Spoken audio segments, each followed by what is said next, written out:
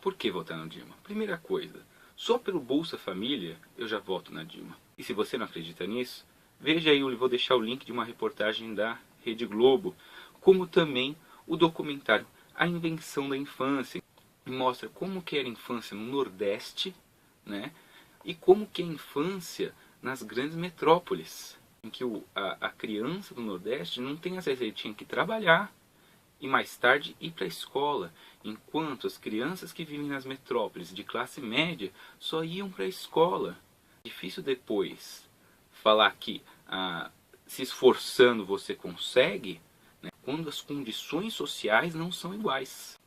Muitas pessoas falam o seguinte, que o Bolsa Família é dar dinheiro para vagabundo.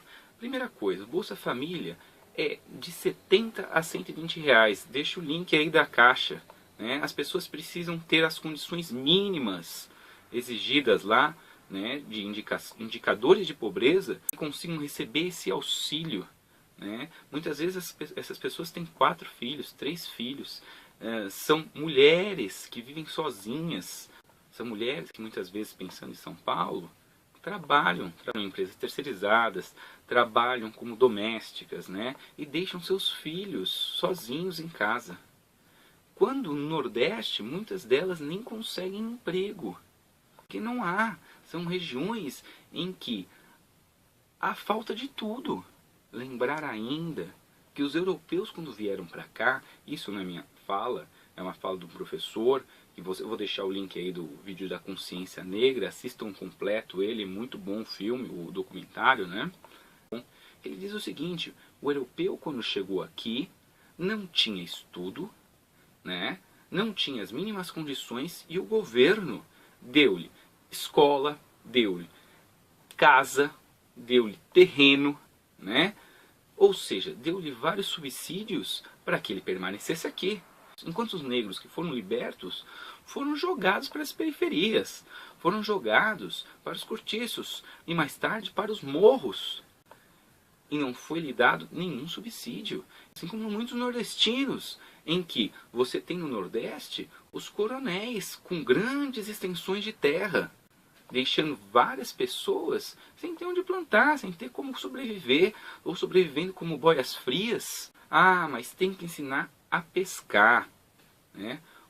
Pensem, como você vai ensinar a pescar um indivíduo que ou é analfabeto, ou é um analfabeto funcional, porque muitas vezes quando você está numa condição de miséria é difícil você obter graus de estudo. Né? Então você vai ter que dar educação básica para esse sujeito, aí depois você vai ter que formar ele em um ensino técnico, alguma área, né? Senão ele vai fazer o quê? Ele vai ir para o serviço terceirizado ou para subempregos, para ganhar aí um salário mínimo, que aliás reclamam que o salário mínimo está muito alto. Por quê? Porque as pessoas, o grande capital visa lucro. Quanto menor o salário, melhor para eles. Por isso que tem muito empresário indo para a China. Porque lá as condições de trabalho não são regulamentadas, que nem aqui no Brasil, que você tem 13º, você tem direito às férias. A gente passa por um outro campo, que é o campo da educação. Precisa se investir em educação. Foi no governo Dilma que se criou várias universidades federais.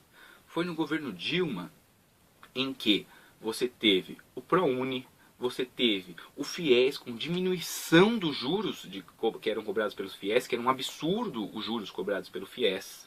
Vemos, principalmente, 10% do PIB, através dos royalties do petróleo, voltados para a educação. Ou seja, de todo o dinheiro que o Brasil arrecada, 10% será para a educação. Através da Petrobras, que é uma empresa o quê? É uma empresa de uma sociedade mista, né? Que ela tem lá acho que 30%, que isso é ruim, mas tudo bem, 30% de capital privado e o restante pertence ao Estado. Da Vale do Rio Doce, que é totalmente privada. Olhem aí na tela, que eu vou colocar, o percentual de valor das duas empresas. É praticamente o mesmo.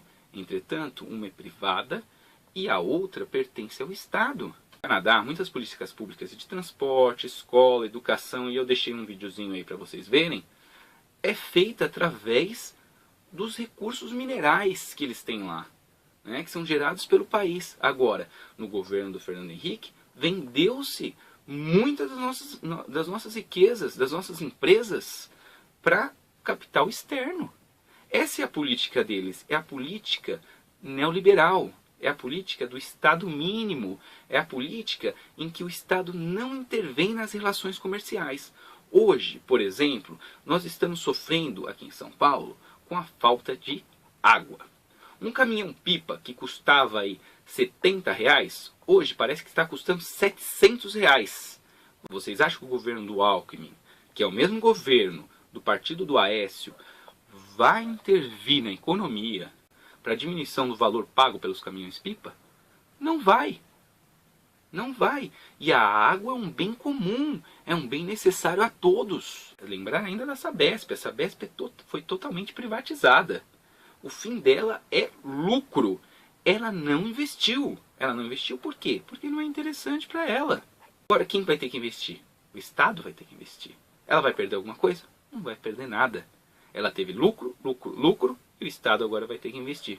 Essa política de Estado mínimo é a mesma política adotada pelos Estados Unidos. Agora aí, vamos ver uma frase de um autor, do Adorno. O que ele fala sobre esse Estado mínimo? O que acontece? Ele vai falar o seguinte, que não existe Estado mínimo. O Estado sempre vai estar lá e sempre vai acontecer uma quebra dessas empresas, né? E o Estado vai ter que financiar e vai ter que ajudar. Então há uma montanha russa em que ora o Estado é mínimo, ora o Estado é total. Ora o Estado é mínimo, ora o Estado é total. E as empresas e o grande capital jogam com isso.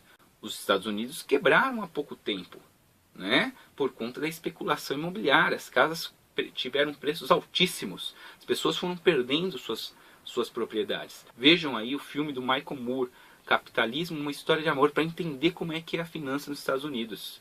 Como é que aconteceu todo esse processo. O Estado teve que dar muito dinheiro para bancos não quebrarem, porque se os bancos quebrassem, a sua população que ia sofrer. Ao longo do governo do PT, a taxa de juros foi só caindo. O que acontece quando a taxa de juros cai? A gente consegue comprar as coisas e não pagar um absurdo. Ou seja, você consegue comprar um carro, você consegue comprar uma passagem em 10 vezes de avião, né? Você consegue comprar um celular em 10, 12, 20 vezes, né? E não pagar um absurdo. Você consegue comprar uma casa e não ir aumentando o preço da prestação que nem acontecia antes, né? Vejam aí na tela a taxa Selic.